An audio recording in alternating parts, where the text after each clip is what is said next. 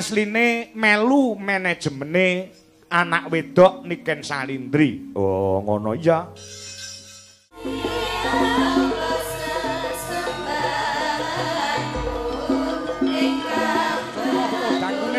Saipong Niken Salindri tampil pertama kali. Ya.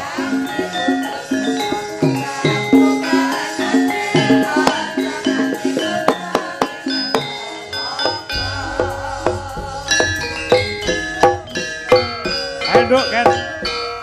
Anak wedok semakin subur dan sehat, lama tidak berjumpa dengan Dewi Jalaras Indonesia.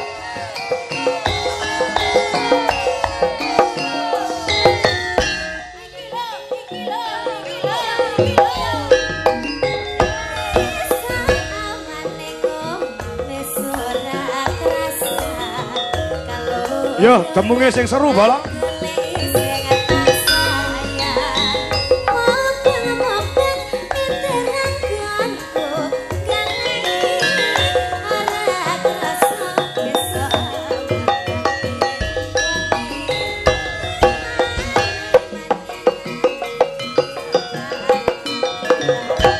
Kedua Garang Samboyogo.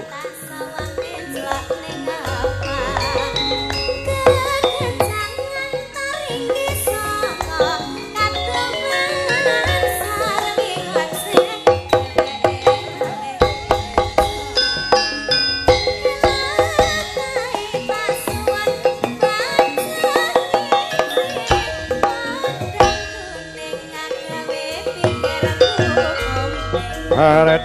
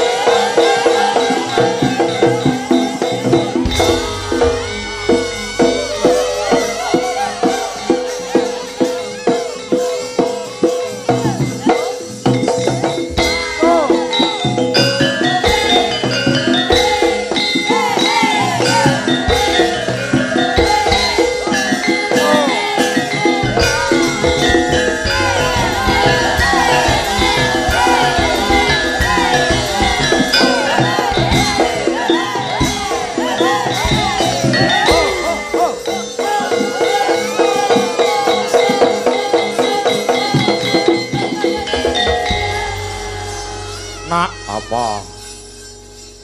Sing tampil sik dhewe iki mau tak spesialke anakku wedok sing suwe ora ketemu, genduk Niken Salindri. Sebabe apa? Merga nuwun sewu yung ora usah dadak tutup-tutupan gengsi-gengsinan, ego-egonan. Ngopo? Aku ya lagek bengi iki ing atase ditanggap karo piyayi. Ket sore mau urung pethuk karo sing di omah nembe ning panggung ki mau aku lagi tepung lawan panjenengane Bapak Suhadi saha Ibu Atik Rosliani SPD.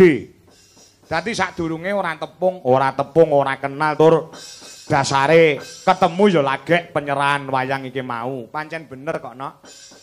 Dadi awake dhewe bengi iki kuwi asline melu manajemene anak wedok Niken Salindri. Oh, ngono iya. Dadi ora usah dadak. Oh, tenan. Mongko Niken Salindri iki apa jenenge iki wis ngerti dhewe to, Nok? Nek jenenge wis ngebeki jagat. Oh, ngono. Karo dalang sapa-sapa we kenal kabeh paribasane. Oh, ngono. Lah, kapenujan panjenengane Pak Suhadi saha Ibu Atik kuwi fanatik menang anak wedok si Niken Salindri. Oh, ngono.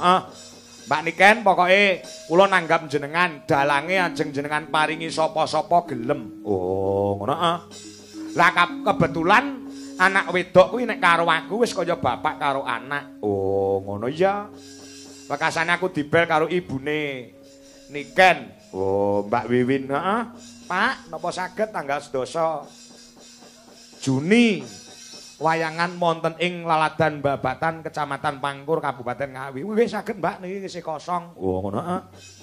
Pinten Pak? Dadi aku ki nyang-nyangan regoe karo Pak ora karo Pak Suhadi lho. Oh ngono heeh.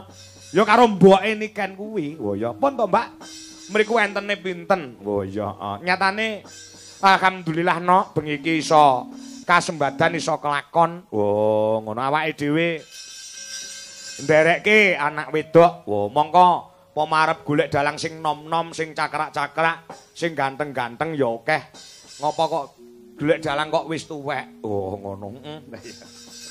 Ya bot-bote ana hubungane bapak karo anak kuwi mau mergo Niken Salindri iki ket cilik mbiyen ket SD wis kulino sepanggung kelawan awake dhewe. Lah iya matur sembah nuwun.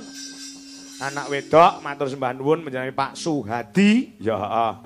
So Ibu Atik Rosliani. Oh, ngono asma kinarya japa Pak Suhadi. Heeh. Ngono ya heeh.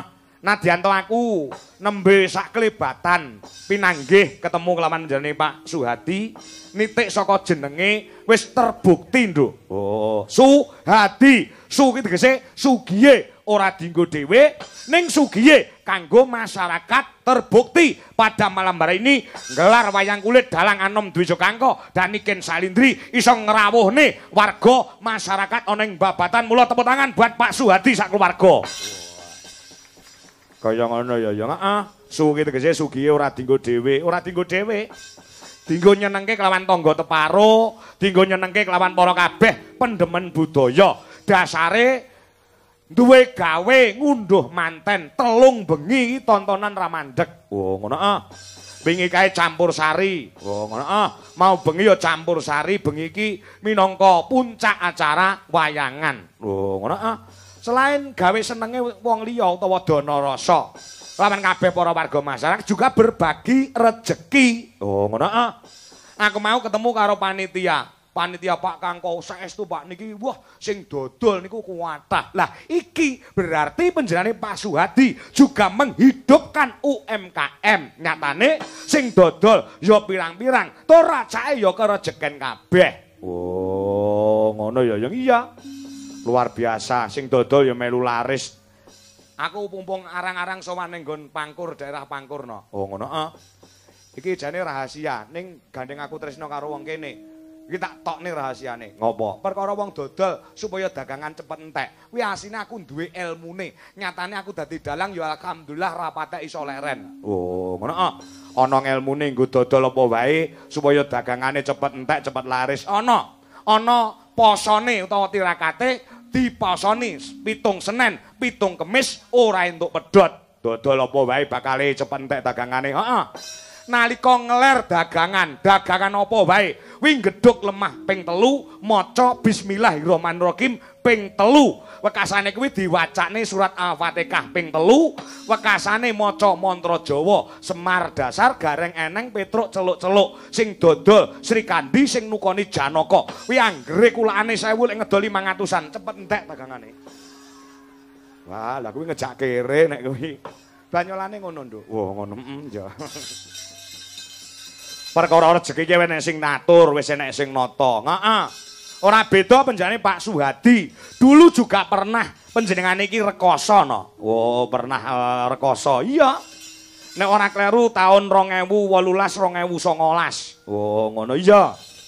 Panjenengan yo pernah rekoso. Mula gandeng mulai tahun 2021 nganti sakyahene diwenehi rejeki saka Gusti Allah sing turah-turah mblawah sing kaya ngene iki ngiras pantes syukuran kangge srana nyenengke wong pirang-pirang dalam rangka ngunduh temanten. Oh, ngono ah. Kowe kok ngerti panjenengane Pak Suhadi mbiyen yo tau rekoso. Ngerti. Aku mau sore jagongan karo Pak Marsis mantan lurah Babatan. Aku diceritani beliaunya iki pancen yo piyayi sing tanggung jawab, piyayi sing cokat cakut rengginas trampil, ya ora kendho ning kenceng semangate. Wah, ngono ya. Wah, luar biasa ya, luar biasa kena nggih contoh. Ya jal wayangan kaya ngene entek pirang atus yuta no. Oh, ngono iya. Urung ndek ingi campur sari, nggih nginane ya campur sari. Ya. Dadi su ki digawe sugihe ora dinggo dhewe, ning sugihe kanggo sono nyenengke wong pirang-pirang. Pedomane Pak Suhadi. Kuwi apik-apike wong kuwi nek uripe bisa piguna tumrap bebrayan agung utawa piguna tumrap wong akeh. Oh, ngono ah. Pekasane ha, tegese ha kuwi apa? Harapannya ditumpukan kepada Mas Rema Sefri Faturosi. Oh, ngono ah. Iya iya, heeh. Harapan kedepannya kuwi ditumpukan kepada Mas Rema minangka dadi putra penjane Pak Suhadi sapa Ibu Atik Rusliani. Oh, ngono ah. Iya, heeh. Di iki tegese apa? Di tegese dina iki minangka bukti bahwasannya penjenengane Pak Suhadi saha Bu Atik tresna kelawan putrane ditanggapke wayang Kang Sarta, ditanggapke campur sari sing tanpa leren paribasane. Wah, iya iya iya iya. Suhadi iki tegese kuwi. Heeh. Nek Atik iki tegese apa? Atik iki bojone Pak Suhadi. Kok sik to. A ki apa, T ki apa, I ki apa, K ki apa. A kuwi tegese agamane dicekel karo panjenengane Bu Atik. Nyatane menjadi seorang ibu rumah tangga yang hebat. Putra sing dinikahake iki wis dadi putra sing soleh lan dadi putra sing dadi. Oh, ngono. Insyaallah bisa mikul dhuwur mendem jero marang asmane wong tuwa kuwi A. Heeh. Terus T tegese apa? T taat. Taat aturane agama, taat marang aturane Pak Suhadi selaku dadi kepala rumah tangga. Oh, ngono ah.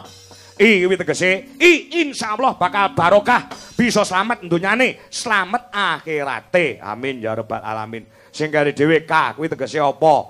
Kudu komplit. K kuwi tegese keluarga yang diutamakan. Bagaimanapun juga panjenengane yo ngasta dadi pegawe wong nyatane SPD ning keluarga yang diutamakan gula wentah marang putrane Mas Rema Sefri Faturosi Kang Sarta lumadi kelawan penjane Pak Suhadi nyatane dadi sugih mbrewu kaya ngene iki. Wo, ngono ah. Suhadi iki tegese kuwi, Atik iki tegese kuwi. Heeh. Aku ndengi ning Boyolali ya ngono. Jenenge sing nanggap ki tak werdekne apike. Lek dalang cerdas angel lho nduk ngene iki. Ya. Saking senenge sing di omah jenenge tak jlentrehke tak tegeske. Kuwi limbukane munggah panggung nyawer aku 2 juta. Kuwi ning Boyolali ning kene mbuh. Lah iya. Ngono ha lah ya. Ya. Ngesake dawuh nek perkara dhuwit aja kuwatir. Paribasane duwite Pak Suhadi ki ora enek nomor serine tegese duwite pirang-pirang. Heeh, upil apa nanggap Niken Salindri? Upil apa nanggap Dwija Laras Indonesia? Ya. Ngono ya, yo. Heeh, mula didongake. temanten sekalian, ya Mas Rema, Sefri, Faturozi, ya. Sing wis jawab kelawan Mbak Yulia, Rizka, Dwi Atmawati, putra saka panjenengane Bapak Dr. Andes Sumarji, so Ibu daerah Hajah Sri Supraptini, ya sing lenggahe ana ing Jalan Lurah Suro Darmo nomor 27 Nganjuk, Jawa Timur, ya. Lek lelumban ing reh babakan kekeluargaan iki muga-muga pikantuk wahyune jodoh wiwit saiki nganti sak lami-laminipun. Allahumma amin ya rabbal alamin. Pelok ya pelok ya ngestoke dawuh. Lan donga marang purbane Gusti Kang Maha Nasa, muga-muga bebrayane menjane Mas Rema kelawan Mbak Yulia ya entuk berkahing Gusti Allah Subhanahu wa taala dadi temanten ingkang sakinah mawaddah warahmah.